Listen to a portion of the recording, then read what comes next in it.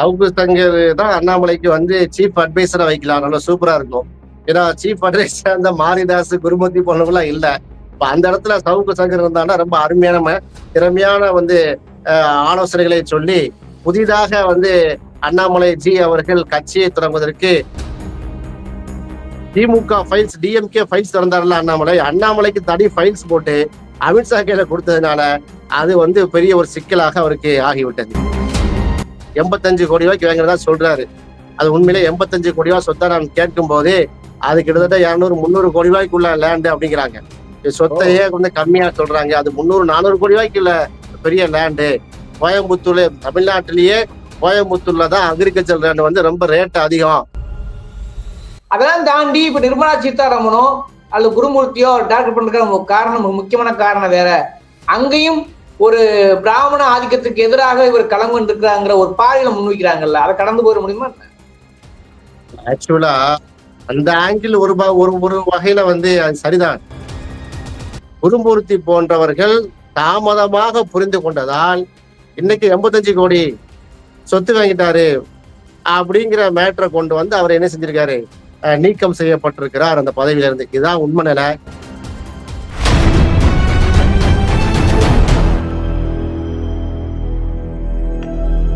அறக்கழகம் பார்வையாளர்களுக்கு வணக்கம். இன்று நாம் சந்திக்கிற அரசியல் ஆளுமை விசிகாவின் முக்கியமான பொறுப்பாளர் வழக்கறிஞர் திரு காயல் அகமது சாஹிப் அவர்கள். வணக்கம். வணக்கம். குறிப்பா நேற்றிலிருந்து பல்வேறு விஷயங்கள் வேறு வேறு தளங்களில் பேசும்போது இருந்தா கூட அண்ணாமலை அவர்கள் கொஞ்சம் கான்பிடண்டா பல அரசியல் விஷயங்கள் பேசக்கூடியவர். திமுகவுக்கு கடந்த காலங்களில் அவர் தலைவராக டப் கொடுத்தாங்கிறத யாரும் மறக்க முடியாதுன்னு நினைக்கிறேன். ஆனா அவருக்கு மேலே வந்து ஒரு அவதூறா அல்லது உண்மையா என்று தெரியவில்லை.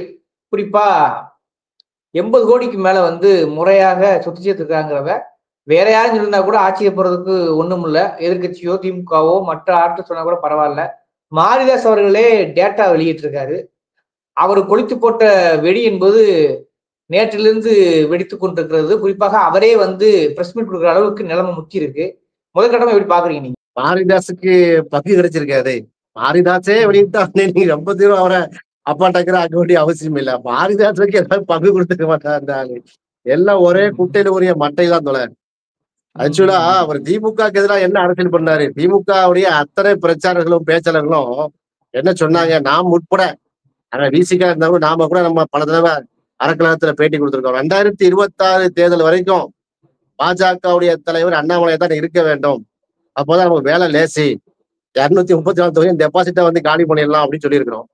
அதை வந்து குருமூர்த்தி போன்ற ஆட்கள் வந்து ஸ்மெல் பண்ண காரணத்தால இவர் பண்ணக்கூடிய அட்ராசிட்டிஸ் எல்லாம் ரொம்ப ஓவர் ஆயிட்டு அப்படின்னு சொல்லி தூக்கி விட்டாங்க. இதுதான் மேட்ரு.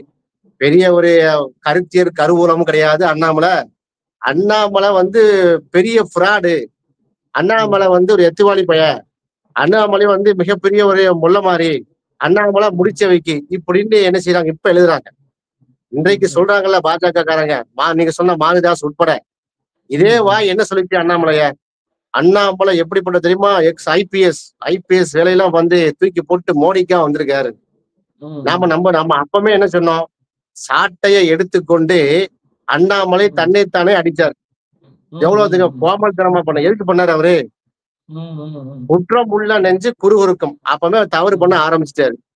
திமுகவை ஆட்சியிலிருந்து நான் தூக்குவேன், அது வரைக்கும் காலில் செருப்பணிய மாட்டேன்னாரு. அது தன்னைத்தானே தண்டனாரு. ஏன்? அப்பமே வசூல் பண்ண ஆரம்பித்து விட்டார். அந்த பீரியட்ல நீங்க பாத்தீங்கன்னா ஓஎம்ஆர்ல ஈசிஆர்ல உள்ள பங்களா வாங்க ஆரம்பிச்சாரு. யாருடைய பணத்துல வாங்கினாரு? பினாமிகள் பேரில் வாங்கிய பங்களாக்கள் யாரு பேர்ல இருக்கு? இன்றைக்கு 85 கோடி சொத்துவ வந்து விவசாய லேண்ட் என்று சொல்லி இன்னைக்கு மாரிதாஸ் போன்றவர்கள் எல்லாம் வந்து சொல்றாங்கல்ல பாஜக காரங்கெல்லாம். அதனால்தான் அண்ணாமலை நாங்க வந்து தூக்கி விட்டோம்லாம் சொல்றாருல்ல குருமூர்த்தியே. சரி, கோயம்புத்தூர் உள்ள பங்களா வேணார போன வருஷம் யாரு பேர்ல இருக்கு? ஆனா அண்ணாமலை வந்து டிஎம்கே ஃபைல்ஸ் விடுறேன்னு சொல்லிட்டு அங்கங்க வந்து அமைச்சர்களை மிரட்டுவதும், தொழிலதிபர்களை மிரட்டுவதும், பணக்காரங்களை மிரட்டி வசூல் பண்ணுவதும் இதான் நடந்துச்சு. இதே வந்து என்ன பண்ணாங்க? அமர் பிரசாத் ரெட்டி போன்றவர்கள் RSS காரங்க சொல்லிட்டே இருந்தாங்க. RSS உடைய அந்த பின்புலத்தில் இயங்கக்கூடிய அரசியலமைப்பான பாஜகவுக்கு இப்படிப்பட்ட தலைவர் வரக்கூடாது. பொன் ராதாகிருஷ்ணன் வந்து தலைவரா இருந்தாரு. பொன்னாரு எங்கேயா வசூல் பண்ணி இந்த மாதிரி மாட்டிட்டாரா? கிடையாது. இலா கணேசன் அவர்கள் வந்து என்ன செஞ்சாங்க இருந்தாரு. எல்லாராலும் மதிக்கப்படக்கூடிய தலைவராக இருந்தாங்க. அவர்கள்லாம் இப்படி என்ன பண்ணல, கிரவுண்ட் லெவல்ல இறங்கி கட்ட பஞ்சாயத்து பண்ணி ரவுடிகளை எல்லாம் கட்சியில சேர்க்கவில்லை. ஏன் அக்கா தமிழிசை கூட நீங்க தாமரை மலர்ந்தே தீரம்ட்டு ஒவ்வொரு விழா அப்படி சொன்னாங்க. அவங்க கூட ரவுடிகளை சேர்த்தாங்களா? சேர்க்கவில்லை. ஆனா அண்ணாமலை என்ன பண்ணாரு? இருக்கிற ரவுடிய ஃபுல்லா கட்சியில சேர்த்தாரு. குற்ற பின்னணி உள்ள அத்தனை பேரையும் என்ன செஞ்சாரு? பொறுப்பு கொடுத்தாரு. தன்னுடைய கட்சியை சார்ந்த மகளிர் அணிக்கு பின்னாடி கேமரா வச்சு அனுப்பினாரு. ஹனி டிராப் பண்ணாரு. அப்ப இது வித்தியாசமான ஒரு தலைவராக இருக்கிறார். அண்ணாமலையால் வந்து பாஜக வளரவில்லை, வீங்கி இருக்கிறது. வளர்ச்சி என்பது வேறு, வீக்கம் என்பது வேறு என்பதை குருமூர்த்தி போன்றவர்கள் தாமதமாக புரிந்து கொண்டதால் இன்னைக்கு 85 கோடி சொத்து வாங்கிட்டாரு அப்படிங்கிற மேட்டரை கொண்டு வந்து அவர் என்ன செஞ்சிருக்காரு? நீக்கம் செய்யப்பட்டிருக்கிறார் அந்த பதவியில இருந்து. இதுதான் உண்மை நிலை. அண்ணாமலையால பாஜகவுடைய வளர்ச்சிக்கு மிகப்பெரிய தடை. அண்ணாமலையால RSS உடைய அந்த வளர்ச்சிக்கு மிகப்பெரிய தடையாக இருந்தது. அதுதான் உண்மை காரணம். நீங்க எப்படி ஒரு பாயிண்ட் முன்வைக்கிறீங்க? ஆனா கலை எதிர்ப்புல பல விமர்சகர்கள் என்ன சொல்றாங்கன்னா, அண்ணாமலை வந்த பிறகுதான் அவர் வந்து ஒரு இந்தியா முழுக்க ஒரு டைட்டில் ரிப்போர்ட் ஆகுது, டைட்டில் செய்தி ஆகுறது, ஒரு பேசும் பொருளாக மாத்திருக்கிறார். அது மட்டும் இல்லாம பல இடங்கள்ல கூட்டங்களை கூட்டிருக்கிறார். அதை மறுக்கவே கடந்த காலங்களில் நீங்க யார் பிஜேபி தலைவர் இருந்தாலும் கூட பாத்தீங்கன்னா இவ்வளவு கூட்டம் சேர்வதை பார்க்கவே முடியாது. ஆனா இவர் வந்தபோது ஒரு கூட்டம் இருக்கிறது. அதெல்லாம் தாண்டி இப்ப நிர்மலா சீதாராமனோ அல்லது குருமூர்த்தியோ டாக்டர் பண்ற காரணம், முக்கியமான காரணம் வேற. அங்கேயும் ஒரு பிராமண ஆதிக்கத்துக்கு எதிராக இவர் களம் கொண்டிருக்கிறாங்கிற ஒரு பார்வையில முன்வைக்கிறாங்கல்ல, அதை கடந்து போயிட முடியுமா? ஆக்சுவலா அந்த ஆங்கிள் ஒரு ஒரு வகையில வந்து அது சரிதான். நீங்கள் சொல்லக்கூடிய அந்த கருத்தும் இருக்கிறது. உதாரணமாக மோகன் பாவத்தை மீறி மோடி அமித்ஷாவுடைய அந்த கூட்டணி வந்து களமாடும் போது RSSல இருக்கக்கூடிய தலைமை பீடத்துல இருக்கக்கூடிய அந்த சித் பவன் பார்ப்பன்னு சொன்னாங்களா, அவங்க முகத்தை வெளியே காட்ட மாட்டாங்க. அவங்க கூப்பிட்டு வாங்க பண்ணாங்களா இல்லையா? எங்களை தாண்டிலாம் நீங்க என்ன செய்ய எட்டு போட முடியாதுன்னு சொல்லி மோடியை என்ன செஞ்சாங்க? கட்டுப்படுத்தினாங்க, மட்டுப்படுத்தினாங்க. அது எந்த அளவுக்கு போச்சுன்னு சொன்னா, உத்தரப்பிரதேசத்துல வந்து RSS கடந்த 2024 நாடாளுமன்ற தேர்தலில் அவங்க வந்து மோடிக்கு வாக்கு கேட்டே போகவில்லை, தேர்தல் பிரச்சாரமே செய்யவில்லை வாரணாசியெல்லாம். அப்ப மிகப்பெரிய ஒரு அங்க உத்தரப்பிரதேசத்துல பாத்தீங்கன்னா நிறைய சறுக்கு தானே பிஜேபிக்கு வந்து மிகப்பெரிய ஒரு அடிதானாங்க. அப்ப இது அளவுக்கு முத்தல் போய் இது போன்ற ஒரு பிரச்சனை வந்து அண்ணாமலைக்கு ஏற்பட்டது. ஏன் ஏற்பட்டது? அண்ணாமலை வந்து பாத்தீங்கன்னா நீங்க அண்ணாமலை ஆர்மின்னு என்று என்ன செய்யறாரு? உண்டு பண்றாரு. மேக்சிமம் என்ன செய்திருக்க வேண்டும்? பாஜகவுடைய தமிழக ஐடி விங்கு, அது தமிழக பாஜகவுடைய ஐடி விங்குன்னு திறந்திருக்க வேண்டும். அப்படி திறக்கவில்லை. அண்ணாமலை ஆர்மி என்று ஒவ்வொரு மாவட்டமா என்ன செய்யறாரு? ஆட்களை போடுறாரு. நாளைக்கு பாஜகவுல நெருக்கடி ஏற்பட்டால் பிஜேபி விட்டு நம்ம வெளியே போனா தனி கட்சி ஆரம்பிச்சுக்கலாம் அப்படிங்கிற செட்டப்ப அன்னைக்கு உருவாக்குற மாதிரி உருவாக்குறாரு. அப்ப அதுதான் விமர்சனத்துக்கு உள்ளாகிறது. RSS ஆட்கள் ஒன்றை சொல்கிறார்கள், இவர் வேற எதை சொல்லி செய்கிறார். அந்த முருகனுடைய அந்த முருகனுடைய வேலை யாத்திரைன்னு சொல்லி வந்தாரு, பாத யாத்திரை பண்ணாரு. இதெல்லாம் RSS சொல்லவே இல்லை. RSS உடைய சொல்லை மீறி என்ன பண்றாருன்னா வேற விதமான விஷயங்களே திருப்பினது வந்து இந்த ராஜா போன்றவர்களை மழுங்கடித்தது.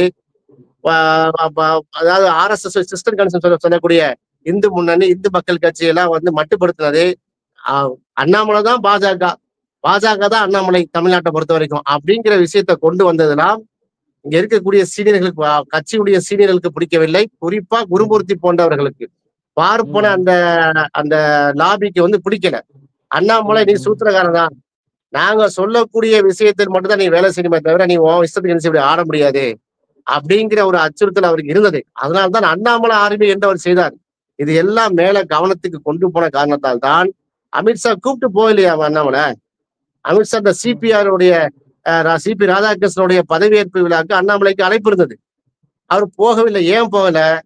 அண்ணாமலை அங்க போயிருந்தாருன்னா சொத்து பண கணக்கு இங்க ஒப்படைச்சிருக்காங்க.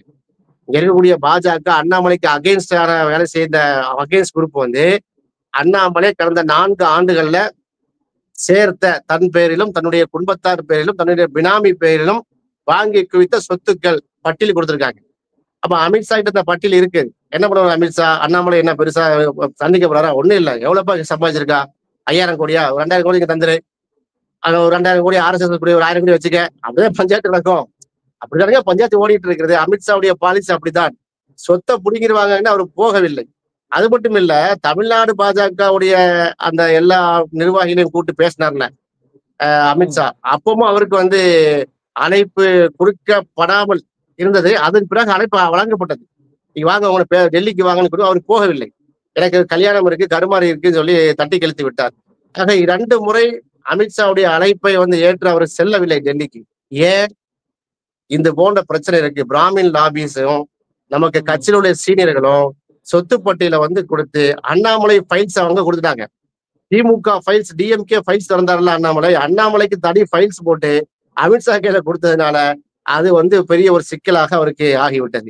இந்த 2 காரணம் தான் நீங்க சொன்ன அந்த குற்றச்சாட்டு இருக்கத்தான் செய்கிறது. முழுக்க முழுக்க அண்ணாமலைக்கு எதிராக விளைவிக்கிறார். அந்த அண்ணாமலையை நயனானந்தன் சந்திப்பது, நயனானந்தன் தலைவரான பிறகு தலைவரான பிம்பமே கடைசி வரை இல்லை. ஒரு கூட்டம் வந்தா கூட அண்ணாமலை பேர் சொல்லும்போது சவுண்ட் அதிகம் வருது, இதெல்லாம் இருந்துச்சு இல்ல. இப்ப இதுக்கு முன்னாடி நிர்மலா சீதாராமனுடைய பங்களிப்பு என்னவா இருக்கிறது? குறிப்பா வந்து மாரியா சொன்ன டேட்டாவெல்லாம் மறுக்க முடியாதுல்ல, அது உறுதியா இருக்கு இல்லையா? ஆக்சுவலா என்ன நடக்குதுன்னா, அண்ணாமலைக்கு வந்து முழு சுதந்திரம் வழங்கியிருந்தாங்க. அண்ணாமலை வந்து பாஜகவுடைய தலைவராக நியமிக்கும் போது அவர் என்ன பண்ணாருன்னா, ஒவ்வொரு இடங்களுக்கா சென்று ஆக்டிவா இருக்கிற மாதிரி இந்த அண்ணாமலை ஆர்மியை வைத்து சோசியல் மீடியாக்கள்ல ரொம்ப ஒரு பூதாகரமா ட்வீட் பண்றது, இது மாதிரி ஆக்டிவா இருந்தாரு. குறிப்பா திமுக எதிர்ப்புல வந்து மிகப்பெரிய வீரியமாக இருப்பதாக அவர் காட்டிக் கொண்டார்னு வைங்களேன். வழக்கு வரைக்கும் திமுகவுடைய சீனியர் அமைச்சர்கள்லாம் வந்து அண்ணாமலையுடைய பேச்சு அவதூறு என்று சொல்லி வழக்கெல்லாம் தொடர்ந்தார்கள். அந்த அளவுக்கு திமுகவுக்கு எதிராக அதிமுக இல்லை பாஜக தான் அப்படிங்கிற மாதிரியான ஒரு பிம்பத்தை கட்டமைத்தார். அதே மாதிரி செயல்பட விடணும்ல நயனா நாகேந்திரன். நயனா நாகேந்திரன் அவர்களை தலைவர் பாஜகவுடைய தமிழ்நாட்டு புதிய தலைவராக நியமிக்கப்படும் போது அண்ணாமலையை சும்மா ரோட்ல விடல. அதே அமித்ஷா என்ன செஞ்சாரு, அண்ணாமலையே தேசிய பொதுக்குழுல வந்து புதிய மெம்பராக இணைக்கிறோம் என்று சொல்லியிருந்தார்கள். ஆனா அவரு வந்து தேசிய பொதுக்குழுலாம் தாண்டி வேணுங்கன்னு சிந்திக்கிறார் அண்ணாமலை. அப்ப என்ன, அண்ணாமலை இருக்கும்போது பாஜக பயங்கரமா வளர்ச்சியா இருந்தது, பிஜேபி வீரியமா இருந்தது, நயனா நாகேந்திரன் வந்து பெர்ஃபார்மன்ஸ் சரியில்லை, அப்படிலாம் கிடையாது. நயனா நாகேந்திரன் போன்றவர்கள் தான் பாஜகவுக்கு தேவை. அனுபவம் இருக்கு, அவருக்கு ஆளுமை இருக்கிறது, சமூக வாக்குகள் இருக்கிறது. பலதரப்பட்ட பிற எதிர்கட்சிகளுடைய பாஜகவை எதிராக நிறுத்தக்கூடிய கட்சி அரசியல் கட்சிகளுடைய பிரமுகர்கள்ட்ட பழக்க வழக்கங்கள் இருக்குது. பழைய அதிமுக காரரு இது எல்லாமே இருக்குது. எடப்பாடி அப்படிங்கிற ஒரு அதிமுகவுடைய ஒரு ஆளுமையை சரி கட்டணும் என்று சொன்னால் அண்ணாமலையால முடியாது. நேரடியா வந்து மோதிட்டாங்கல்ல. எடப்பாடி என்ன சொல்றாரு, அமித்ஷாட்ட மோதிட்ட போய் அண்ணாமலை இருக்கிற வரையும் கூட்டணி கிடையாது பண்ணாரு. அண்ணாமலை வந்து பாத்தீங்கன்னா ஒரு அனுபவம் இல்லாம 40 வயசு பையன் இந்த மாதிரி பேசுறான்னா என் அரசியல் அனுபவம் என்ன, அவனுடைய அறிவு ஆற்றல் என்னங்கிற பேசுற அளவுக்கு ஆயிட்டுல. ஆக எடப்பாடி அதிமுகங்கிற ஒரு மிகப்பெரிய ஒரு கட்சியுடைய பின்புலம் இல்லாமல் போகுது என்பதற்காகத்தான் அண்ணாமலையை டவுன்கிரேட் பண்ணாங்க. நயனா நாகேந்திரன் கொண்டு போட்டாங்க. நயனா நாகேந்திரனை பொறுத்த வரைக்கும் பழைய அதிமுக காரங்க, அவர் ரொம்ப சுமூகமாக அதிமுகவோடு ஒற்றுமையோடு என்ன செய்ய முடியுது, பணியாற்ற முடியுது. அப்ப அதைத்தானே பார்க்கும் பாஜக தலைமை. பிஜேபி தலைமையும் RSS தலைமையும் இப்போதைக்கு முதுகில் சவாரி செய்வதற்கு அதிமுக நமக்கு தேவை என்று சொன்னால், அப்ப நயனா நாகேந்திரன் போன்ற சாஃப்ட் கார்னர் அப்ரோச்ல உள்ளவங்க, அதிமுக முன்னாள் அதிமுக காரரு, அப்படிப்பட்ட ஆட்கள் தான் இப்போதைக்கு தேவை. அது முழுமையாக அதிமுகவை செல்லறுத்தி விழுங்கிய பிறகு நயனா நாகேந்திரனை காலி பண்ணி விட்டுருவாங்க. இதுதான் RSS செய்யக்கூடிய விஷயம். இதை கவனத்தில் கொண்டுதான் அண்ணாமலை சற்று ஒதுங்கி இருக்குன்னு சொல்லும் போது அதை புரிந்து கொள்ளக்கூடிய அந்த சக்தியோ ஆளுமை இல்லை. அவர் இப்ப என்ன செய்யறாருன்னா, இப்போ பாஜகவே விமர்சனம் பண்ற அளவுக்கு வந்து செய்து சொல்றாரு. ஏங்க நீங்க கேட்டதே கேள்வி, கூட்ட விஷயம்லாம் பண்ணும்போது தலைமை என்ன சொல்றதோ அதான் நான் வந்து தொண்டை நான் செய்வேன் அப்படிங்கிற மாதிரி ஒரு எடுத்தறிஞ்சு பேசின வசனங்களையும் நீங்க பார்த்திருப்பீர்கள். அதுல கூட்டம் வர்றதை வச்சு மேட்டர் இல்ல, விஜய்க்கு தான் கூட்டம் வருது, என்ன முதலமைச்சர் ஆக முடியுமா? கூட்டம் வந்து எல்லாத்துக்கும் வருங்க, யாரு கூட்டாலும் வரும். ஒரு நகை கடையை திறப்பதற்கு நடிகை வந்தா கூட தமிழ்நாட்டுல கூடி பார்ப்பாங்க, 10,000 பேர் 25,000 பேர். அதை வைத்து நம்ம அரசியல் கணக்குகளை என்ன செய்ய முடியாது, போட முடியாது. அண்ணாமலைக்கு பின்னாடி பாத யாத்திரையாக நடந்து வந்தவங்கலாம் என்ன பாஜக காரங்களா? வேடிக்கை பார்க்க வந்தவங்க, காசுக்காக வந்தவங்க, பிரியாணிக்காக வந்தவங்க, ஜாலியா வந்தவங்க, நிறைய கூட்டம் இருக்கு, நாங்களும் கண்ணாட பார்த்தோம். அதனால அது ஒரு மேட்ரு இல்லை. அண்ணாமலை இருந்திருந்தால் திமுகவுக்கு ரொம்ப சுலபமா இருந்திருக்கும். திமுக கூட்டணிக்கு அண்ணாமலை பேசியே வந்து ஏதாவது சொல்லுவார்ல, சர்ச்சில் போய் பேசி கொண்டு கான்ட்ரவர்சியா டாபிக் ஏதாவது பேசுவாரு. அதை வைத்து பாஜகவை வந்து ஈஸியா வந்து அணுக முடிஞ்ச சூழ்நிலையில இருந்தாங்க. இப்ப நயினா நாகேந்திரன் வந்து பேசக்கூடியதே பேச மாட்டிருக்காருல்ல. ரொம்ப கண்ணியமா பேசுறாருல்ல. இப்ப அவர அடிச்சு பேச முடியவில்லை. இப்ப அதனால வந்து பாஜக பிக்சர்ல இல்லாம தெரிகிறது. இதுதான் அதனுடைய டிஃபரன்ஸ். இன்னைக்கு அவர் கிட்டத்தட்ட கட்சியை விட்டு வெளியேற போவதாகவும் தனி கட்சி ஆரம்பிக்க போவதாகவும் ஒரு ரூமர் சவுக்கு சங்கர் போன்றவர்கள் கிளப்பி விட்டார்கள். ஏன்னா சவுக்கு சங்கரும் கடந்த காலத்துல அண்ணாமலை சந்திச்சதெல்லாம் ஊரறிந்த ரகசியம் தான். அப்ப இருக்கும்போது இப்ப வந்து அவர் வெளியேற்றுவதற்கான நெருக்கடிகள் காவிகள் கொடுக்கிறார்கள்ன்ற ஒரு குற்றச்சாட்டு வைக்கப்படுது இல்லையா? அதை எப்படி சேர்த்து புரிஞ்சுக்கிறது? இது என்ன சொல்ல வரீங்க? சவுக்கு சங்கர் தான் அண்ணாமலைக்கு வந்து சீஃப் அட்வைசரா வைக்கலாம். நல்லா சூப்பரா இருக்கும். ஏன்னா சீஃப் அட்வைசர் அந்த மாரிதாஸ், குருமூர்த்தி போன்றவங்கலாம் இல்ல. இப்ப அந்த இடத்துல சவுக்கு சங்கர் இருந்தான்னா ரொம்ப அருமையான, திறமையான வந்து ஆலோசனைகளை சொல்லி, புதிதாக வந்து அண்ணாமலை ஜி அவர்கள் கட்சியை தொடங்குவதற்கு நம்ம வாழ்த்து தெரிவிக்கிறோம். சிறப்பா கட்சி தொடங்கட்டும். ஏற்கனவே விஜய் அவர்கள் புதுசா கட்சி தொடங்கி இன்றைக்கு வந்து வந்திருக்கிறார். களத்திற்கு வந்திருக்கார். களத்துக்கு வரவில்லை, பிரச்சாரத்துக்கு வந்திருக்கிறாரு. களம் என்பது வேற, பிரச்சாரம் என்பது வேற இல்லையா? அது போல அண்ணாமலை அவர்களும் வந்து ஒரு கட்சியை ஆரம்பித்தார்ன்னு சொன்னால், நாம என்ன செய்வோம்? தேர்தல் பணியில வாங்க அண்ணாமலைஜி வரவேற்போம். நீங்க எப்படிப்பட்ட கொள்கையை சொல்லப் போகிறீர்கள் என்பதை வந்து பார்க்கலாம் இல்லையா? நம்ம அதுல ஒரு கருத்து ஒண்ணு இல்ல. இது யூகமா, உண்மையா என்று தெரியவில்லை. இன்னும் சொல்றேன். அண்ணாமலை திமுகவுக்கு தூது விட்ட கதையெல்லாம் வந்து செய்திகளுக்கு வருகிறது. போன ஒரு 6 மாசத்துக்கு முன்னாடி அண்ணா அறிவாலயத்துடைய செங்கலை ஒன்றொன்றாக உருகுவேன் என்று சொன்ன வாய் இன்னைக்கு வந்து என்ன ஆகுதுன்னா தூது விட்டுருக்கிறது. 85 கோடி ரூபாய்க்கு எப்படியா சொத்து வாங்கின அப்படின்னு கேள்வி கேட்கும்போது பத்திரிகையாளர் வந்து என்ன செய்யறாரு? என் பேங்க்ல லோன் வாங்கினேன், என் மாமனார் மாமியார் பேர்ல லோன் வாங்கியிருக்கேன், என் ஒய்ஃப் பேர்ல லோன் வாங்கியிருக்கேன், அல்லது எங்களுடைய குடும்ப பாரம்பரிய சொத்துல இருந்து வந்த தங்க நகையை விற்று தான் வந்திருக்கேன்னு சொல்லியிருக்கணும். அப்படி எந்த தருணமே இல்லை. நான் விவசாயம் பண்ணுவதற்காக நான் என்ன செஞ்சிருக்கேன் வாங்கியிருக்கேங்கிறாரு. 85 கோடி ரூபாய்க்கு வாங்கினதா சொல்றாரு. அது உண்மையிலே 85 கோடி ரூபாய் சொத்தை நான் கேட்கும் போது அது கிட்டத்தட்ட 200, 300 கோடி ரூபாய்க்குள்ள லேண்ட் அப்படிங்கிறாங்க. சொத்தையே வந்து கம்மியா சொல்றாங்க. அது 300, 400 கோடி ரூபாய்க்கு இல்ல பெரிய லேண்டு. கோயம்புத்தூர்ல தமிழ்நாட்டிலேயே கோயம்புத்தூர்ல தான் அக்ரிகல்ச்சர் லேண்ட் வந்து ரொம்ப ரேட் அதிகம். அதுல கொண்டு இத்தனை ஏக்கர் லேண்டை நீங்க வாங்கியிருக்காரு, 70 ஏக்கர் லேண்டை வாங்கியிருக்காரு அண்ணாமலை என்று சொல்கிறார்கள். அப்ப 40 லட்சம் ரூபாய் எப்படி நீங்க அந்த பத்திரப்பதிவு பண்ணது? அதுக்கு சோர்ஸ் ஆஃப் இன்கம் காட்டவில்லை. இப்ப அண்ணாமலை ஃபைல்ஸ் போடுவோமா? இப்ப இதையெல்லாம் பார்த்துதான் நான் தனி கட்சி ஆரம்பிச்சிருவேன், எனக்கு நீங்க சப்போர்ட் பண்ணலன்னா நான் தனியார் கட்சி ஆரம்பிச்சிருவேன் அண்ணாமலை ஆர்மியிலே சொல்லியிருப்பார்கள். பார்க்கலாம் நடக்குது என்று. இது வந்து வெறும் ஒரு தனிப்பட்ட ஒரு முன்னாள் அரசியல் கட்சி ஒரு பாஜக தலைவராக மட்டுமல்லாம அவர் மேல உள்ள குற்றச்சாட்டுகள் வேறு நபர்கள் வைத்தால் பரவாயில்லை, அவர் கட்சிக்குள்ளேயே வைத்திருப்பதான உண்மையே ஆச்சரியமா இருக்கிறது. அதற்கு அவர் ரிப்ளை செய்திருக்கிறார். ஆனாலும் கூட இது மக்கள் எப்படி பார்க்க என்று தெரியவில்லை. உங்கள் விமர்சனத்தை சேர்த்து அப்படியே மக்கள் மறைவுக்கு விட்டு விடுகிறேன். இந்த விவாதாச்சுள்ள அறக்கலத்துக்கு நேரம் ஒதுக்க முடியும். நன்றி.